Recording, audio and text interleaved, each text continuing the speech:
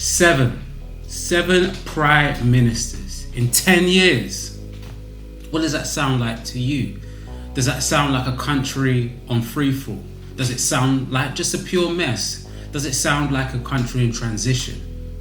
We can look at that and understand that the catalyst was Brexit, and what brought about Brexit was really stuff that started in Margaret Thatcher's era. But that set of circumstances attracted particular people, a particular group that exploited, or country I should say, a country that exploited vulnerabilities, and was one Nigel Farage, emboldened and powered by the Russian state. Did Britain sell its soul to Russian oligarchs and mobsters? We will explore all of that and more in today's episode.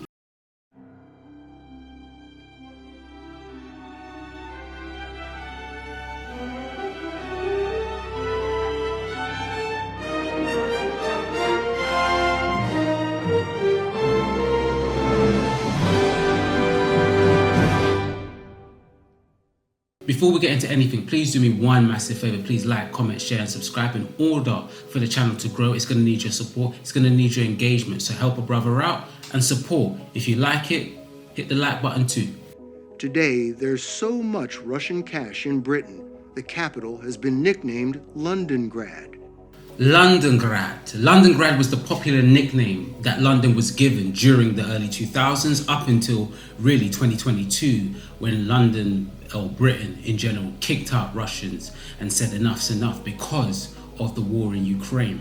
How and why did London sell its soul to Russians? How did that even come about? You have to go to the 90s, where the Soviet Union collapsed, really due to the weight of its ever-growing segments and countries and different satellite states that it had. It just couldn't manage that economy. That is a story for another episode.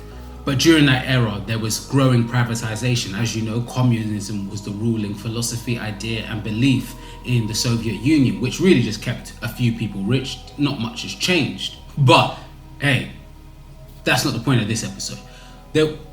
Things were nationalized, industries were nationalized, and that transitioned from the Soviet Union to the Russian Federation state is where privatization happened, which meant a few people became rich off these different industries. However, there was a need for what the Russians called a Krishna. It means literally roof. And there are different kinds of roof, different kinds of krisha. Krisha is the protection normally given by gangsters to a businessman. If the state is not protecting you, you go to gangsters and then they protect you. And of course, the best creature of all is the president, the person who runs the country. It meant the roof, protection. The era was very chaotic. The era was marred with scandal, extortion, crime. That's why the link between oligarch and mobster is difficult to understand. Was it business relationship? Was it personal? But just know, when you hear oligarch, they often had to work and do business to grow, especially in the 90s, with mobsters for their protection. Roman Abramovich's case with Berezovsky is a classic example of that, something that we'll get into later. Why they chose Britain, and specifically London, is for many reasons why most people come here. London offered good schooling, protection with the law, a good and healthy legal system, accountability. It also offered financial assets. It offered financial protection. It offered a place where it can invest its money smartly and intelligently and safely. That in turn turned London into Londongrad, and is how Britain really sold its soul to Russia and Russian oligarchs. The real question is this: was all this legal? Absolutely fucking not. Britain was one of the safest places for Russians and the oligarchs and the mobsters to go. It wasn't the only place. There was places like Austria, Germany, they also went, but London was one of the main ones. It's important to say, what changed? Why do Russians and the oligarchs have such a close relationship if it wasn't safe? It wasn't safe for their money to be there. That's because of one Vladimir Putin, who was brought in specifically and funded specifically by oligarchs, mobsters, because he was the law and order president that they needed. He's been president, prime minister. It switched between the two to make Russia look democratic. It's not. It's just a waste. It's just a loophole. Anyway, Vladimir Putin promised to protect the oligarchs, protect their wealth, because, as I said earlier, during the 90s and the fall and the collapse of the Soviet Union, it wasn't safe for them. It wasn't safe for them to make investments. It was a good place to make money, but not to protect their wealth. Vladimir Putin offered that. He promised the oligarchs that he will protect them. And he said, this is a quote, that Russia is a place you can get rich, but you just don't challenge the state. So in protecting the oligarchs, in exchange for that was their loyalty, and something he cashed in when he went into Ukraine. That was a part of his war chest that he kept popularizing and was speaking about. To keep going for another 30 minutes. I control the time here, so don't worry about time. It's also important to say this as well, that Vladimir Putin is one of the richest men in the world, definitely in Russia. He has tremendous assets. Vladimir Putin is not just a protector of oligarchs. He is an oligarch himself. Fortune comes from helping his close circle of friends and family become rich by awarding them government contracts or ownership in businesses. In return, the theory goes, he gets kickbacks of cash or stakes in the companies. In some ways, it sounds like a mafia structure, whereby soldiers, in this case billionaires, are in perpetual debt to a boss, in this case Putin. They do the dirty work, he takes a cut. And that fact there is why Russia, Vladimir Putin, and the oligarchs, and rich, wealthy Russians in general, not all oligarchs get along with him. Some have defected and denounced Russia, and some of them wound up dead. All right, some of them just wound up dead for going against him. But for the most part, the oligarchs that go back to Russia, that work with him, are interlinked, intertwined. And when you see an oligarch that has a relationship, whether that is one that is actually close or one that is contentious, just know they are intertwined and they have shared interests. Do not be fooled by that. Let's have it right. The reason you've watched this episode is to find out more about who the powers behind Brexit movement, the powers behind potentially reform, the powers behind Nigel Farage. But it's important to say this, that I find it very ironic that Nigel Farage was against, and Brexit and reform are against foreigners, don't like foreign investment. Isn't it funny? You know, when I came here 17 years ago, and I said that I wanted to lead a campaign to get Britain to leave the European Union, you all laughed at me. Well, I have to say, you're not laughing now, are you? Yeah. The real problem was dirty money in Britain, dirty money in London specifically, that came with tax evasion, fraud manipulation. It became a tax haven for many of the oligarchs and mobsters. Money laundering was rife during that period, and it was not just the banks allowing it. It was what the Russians were good for. The Russian oligarchs were very skilled in manipulating financial systems in order to protect themselves. However, there is another thing. They didn't just bring tax evasion, fraud, manipulation, well, not fraud, fraud and manipulation of financial sectors. Fine art was something they invested a lot into, which is a good way to wash your money. They brought crime. Guns on. Of course, with guns being completely illegal in the UK, the majority of the weapons that would end up in the hands of these Gs would be old Russian-made military weapons that were likely smuggled in from Eastern Europe. It actually kind of became a bit of a trend in UK drill around this time for people to refer to guns as Russians. In fact, this is actually why the British rapper Russ calls himself Russ, because it's actually short for Russian or Russ with the Russian. Get it? Because he's got a gun, he's got a Russian. At a certain point, this slang caught... See, it is commonly known that guns are called Russians during that era. People refer to guns as Russians. Mobs, crime syndicates from Russia brought guns into London because there were stockpiles. Like I said earlier, there was so much assets available during the fall of the Soviet Union. There was money to be made, and there were stockpiles that were unaccounted for in different former Soviet states. That money was to be made, and unintentionally Britain allowed access to not just manipulation of its crime, its financial sector, but its streets. This was something, white collar crime and blue collar crime. It worked right from the top to the bottom, and that is due to the negligence of the British legal system and government. There's also been some speculation that the government's relatively light touch approach to Russian money is related to the fact that the Conservatives are actually pretty friendly with the Russians. Individuals with business links to Russia or Russian-born donors have given almost £2 million to either the Conservative Party or its individual constituency association since July 2019.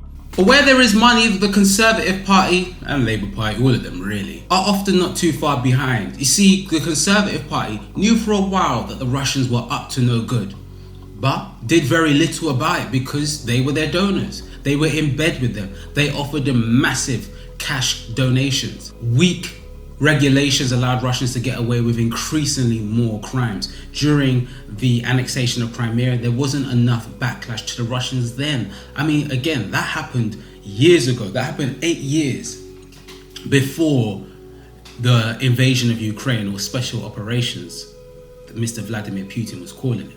In fact, the UK has turned a blind eye to dirty Russian money being laundered through London. And that's a direct quote from a report by our own Parliament in 2018. While the money oligarchs invest in Britain is notoriously hard to track, the National Crime Agency reckons money laundering costs our economy £100 billion a year. And the reason for that is the majority of money that enters and leaves Russia and comes to the UK does so via offshore tax havens. The question I often ask myself during this segment is there any money that is too dirty for Britain? They knew at the time where this money was coming from. Why I say that is if you look at the case of Roman Abramovich, perhaps the only oligarch to have a face, is well known to the public. Roman Abramovich's history and how he made his money is intrinsically linked to crime and shady business. And pitches him a dastardly plan. Boris Berezovsky was a powerful oligarch who controlled key sectors of the Russian economy, including state media during the Boris Yeltsin regime. He used this control to push propaganda and manipulate public opinion in favor of Yeltsin and his allies, effectively securing their grip on power. The pair are going to rig an auction to buy the state oil company for a fraction of what it's worth and build it up to become the biggest oil company in the world. Boris uses his connections, and through sheer government corruption and strategic bribery, they acquire Sibneft for a fraction of its real value. That's 100x within a decade. His case with Berezovsky labels that too. Yes, many oligarchs need to work with a Krishna or Krishna, forgive me for the mispronunciation, to protect themselves. But extortion, bribery, and potentially murder. And the controversial Russian businessman Boris Berezovsky is dead. Was all there to be seen, and not enough was questioned. I understand when he first came into Chelsea why they wouldn't question that, but they didn't question it either when it came to the annexation of Crimea. They avoided it then. It was only when it became a political mess that they faced the consequences and deal with it during the invasion of Ukraine. Doing is building a global reputation as a swamp for dirty money. If ministers were warned back in the day and they failed to take action, that is an outrageous dereliction of duty. The issue here isn't just the ability of Russia to spot a weakness within Britain. Britain at the time thought that Russia was trying to integrate itself into the world's economy more and more from its post-Soviet state ties. However, they seem to have a different agenda. Was it obvious? Were there signs? Yes. The issue isn't Russia. The issue is Britain being the world's butler. The issue is the world that we live in. Far too often, people sell out for the biggest buck. My episode on FIFA and the real rigging that was going on illustrates that. What's going on with FIFA right now illustrates that. Britain's links with Saudi money, other Middle Eastern states that have sometimes adversarial interest to our own, begs the question, is there any money that is too dirty for Britain to get involved in? Because eventually we see the signs and we get there and we see they had adversarial interest to our own. And it's only when that happens and it becomes a political mess that things change. Granddad, what do you do when you can't do nothing, but there's nothing you can do? You do what you can. What do we do with all that?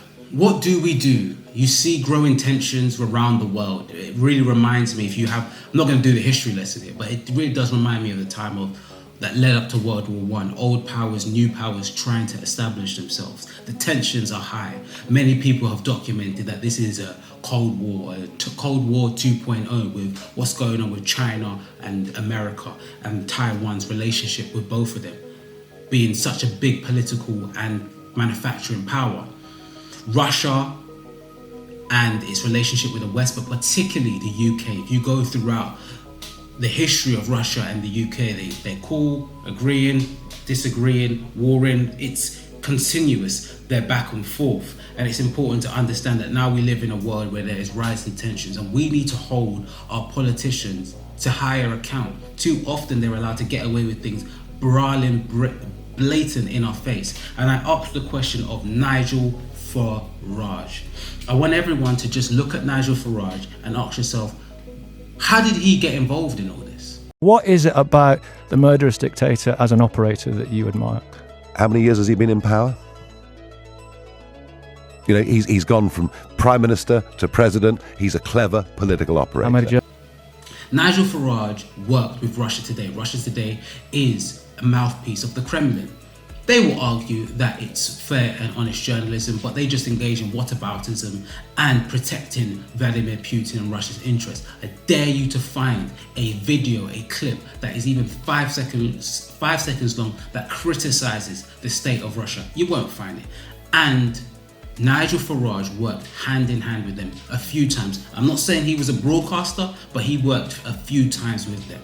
Does that necessarily mean that he was a part of the Russian state, a Russian satellite spy? No, not necessarily, but it's an uncomfortable relationship. How well he speaks of Vladimir Putin is uncomfortable. He speaks with him with somewhere between respect and reverence. That's something that we need to pay attention to. And I ask this question again about Nigel Farage. He's someone that continuously calls out the unnecessary migration policy that we have in the UK, says we have open borders, but yet praises and quite frankly a dictator abroad. Make it make sense to someone. And he never called out Russian money, enough anyway, when it was clearly damaging at least London, but really the whole of Britain. American-style self-made businessmen and Russian businessmen, with the latter making their money through their relationship with the Russian government. As such, they're expected to do chores for Putin. Dr. Mark Galeotti of the Institute of International Relations in Prague went on to explain that these chores might be to invest money in a particular website that backs a populist politician. If the Russian state themselves donated this money, then it could be considered election meddling from a foreign state. In effect, this gives them plausible deniability. And then I bring you Cambridge Analytica. Cambridge Analytica, for most of you that may not know where it is, it was a data gathering center which allowed to gather data for different political campaigns. It did it with Trump's campaign and it did it with Brexit. It had ties to Russia. I do feel responsible for it. It's something that I regret. Those ties are vague. Those ties are, many believe, purely academic ties. The researchers were academics from Russia. However, there is tampering, we believe, from Russia with the Trump election in 2016. We see Nigel Farage's relationship with Russia, Vladimir Putin, and again, when it comes to Cambridge Analytica, we see an uncomfortable relationship with Russia. It doesn't necessarily, to me, prove that they are definitely involved, but I believe they were a soft power influencer involved in Brexit. And does it behoove any of us to think that Russia, Vladimir Putin, could see and stoke the fires of nationalism that would fall and create dissension in Britain? Does that fool any of us? Does it go against any of us? I control the time here, so don't worry about time. Probably not. Isn't it funny that most of the people that were campaigning for Remain, well, most of the people that were campaigning for Leave were from the Conservative Party and UKIP at the time, now Reform. I know they're not exactly the same, but you know what I mean. Just allow that to simmer and sink in. They had apps on Facebook that were given special permission to harvest data not from just the person who used the app or joined the app, but also it would then go into their entire friend network and pull out all of the friends' data as well. Things like status updates, likes, in some cases private messages. We would only need to touch a couple 100,000 people to expand into their entire social network, which would then scale us to most of America. And people had no idea that their data was being taken in this way. As I said, where do we go from here? The brink of a new Cold War? Are we heading to World War III? One thing I can say for certain is we're not there yet, so don't worry. Don't have the doomsday clock unless it's for the Marvel's Avengers that comes out in December. It's not worth it. But we do need to hold our politicians to high account. We do need to hold our politicians to high account, and we do need to hold ourselves to a high account in terms of being more politically engaged and aware. But with that, and I don't want to be too preachy at the end, but with that comes disconnection. With that comes realizing, yes, we are living in ever-growing tensions, and people sometimes become very anxious. And when you do, disconnect. Engage with reality. Tomorrow is genuinely not promised. If you're thinking there, should I go book this holiday? Go for it. If you're thinking, should I go buy this watch? Go for it. Because I just did. But I know that might seem a little bit off kilter, but it's sometimes the only way to deal with ever-growing tensions, because it shows increasingly that the politicians, unless we really bound together, which I do promote, they are difficult to sway. They seem to do what's in the best interest of themselves. And I just want people who watch this, who may have increasing anxiety watching this, to realize, disconnect at some point too. Don't become overwhelmed with it, because you just get paralysis by analysis, and it will do none of us any good. So I hope you take that for what it is. I hope you enjoyed this episode. Please put into the comments what you want to hear next. Please like, comment, share, and subscribe. And what's this underneath the noise? I'm out. Asked a couple of months ago, which world leader did I admire? And I said Vladimir Putin as an operator. What is it about the murderous dictator as an operator that you admire? How many years has he been in power? 4 years of the Russia hoax. This is the single most resilient and bravest person I have ever met in my life. So let's look big picture. And the big picture is that Trump is doing a great job. Do you know what? If I turned up at the White House, I'd make sure I was wearing a suit and my shoes were cleaned. Absolutely. I think there are times to wear it and there are times not to, perhaps.